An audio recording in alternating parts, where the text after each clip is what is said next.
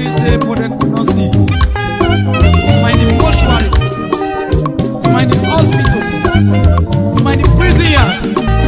But what I see today is not about power, it's about strength. Lord, we say thank you. We say thank you. Adúpẹ́ bàbá. Adúpẹ́ Ọlọ́run mi o.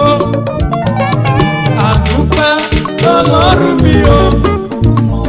There is none like you, there will be none like thee.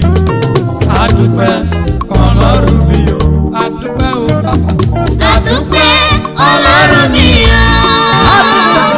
Adúpẹ́ Ọlọ́run mi o. There is none like you, there will be none like you. Adúpẹ́ Ọlọ́run mi o. What do we have to say? Some people were born into this world. They don't have father, neither mother.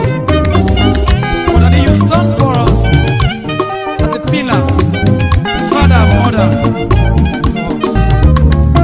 Lord, we say glory to you. Our mouth, there is nothing in it to thank you. All glory, all praise, adoration be to you. Adúpẹ́ Ọlọ́run mi o. Adúpẹ́ Ọlọ́run mi o. There is none like you, there will be none like thee. Adúpẹ́ Ọlọ́run mi o. Adúpẹ́ bàbá mi. Adúpẹ́ Ọlọ́run mi o. Adúpẹ́. Adúpẹ́ Ọlọ́run mi o.